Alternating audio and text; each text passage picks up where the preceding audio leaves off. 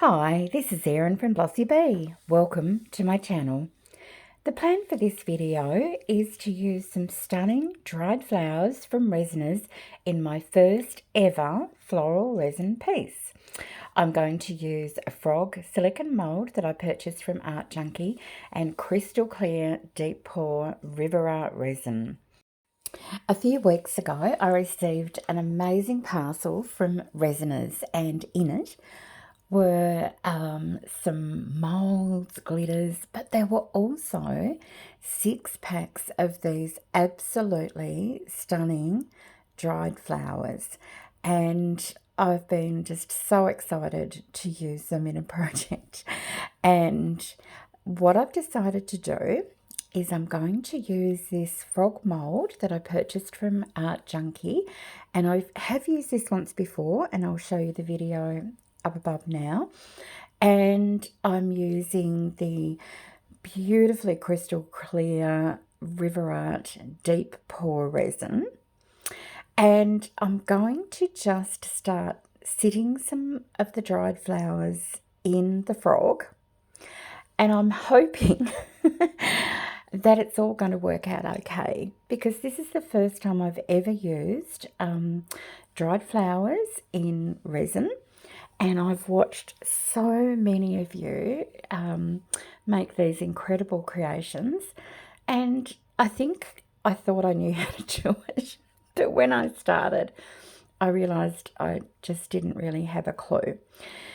So I'm using some tweezers that Resiners also very generously sent me, and I'm just sitting down some of the pieces onto a little bed of the resin that I've poured into the mould. And I guess my only goal here is to try and end up with a very pretty floral symmetrical pattern. I'd like it to be symmetrical if possible. And so I just start laying flowers in. I'm not doing anything special to them. I have seen people dip them into resin before popping them into the mould, but I feel pretty confident that this resin debubbles very well, and I don't need to do that. So I just keep going. I did practice drizzling a little bit of clear resin on top of some of the flowers, but it didn't seem to do a lot. I was wondering whether they were going to sink or whether they were going to just stay where they were, but it honestly didn't really seem to be something I could control. I knew if I wanted it to be very distinct layers, I would need to pour this in multiple stages. But I didn't want to do that this time. I just wanted to see and experience what it was like just to fill the frog with dried flowers. That's really what I wanted to do. I'm absolutely loving these dried fern leaves at the moment. I've discovered that you can use a whole fern leaf and they're beautiful, or you can pull off individual little, are they fronds? And it looks like a whole fern leaf, and they are just gorgeous. So I'm really enjoying using those. And then I'm just placing some teeny tiny flowers and some larger flowers and just layering them up as I go. And I'm keeping in mind that I want this to look really pretty, obviously from the top down, but I'd also like it so that when you turn the frog over and look at him from the bottom up, that it's pretty as well. So right at this point, what I'm doing is working on a design for that. So I've got some beautiful arrangements there that are going to be seen from above, and then I'm going to cover the little stems and the greenery there with some more flowers, so that from the bottom it will look pretty too. I decided to just put some little teeny pieces of fern into the limbs of the frog, and it's I just wanted it simple and floral. I don't know why I haven't done this before. Well, I do, because I haven't really had any access to any dried flowers before.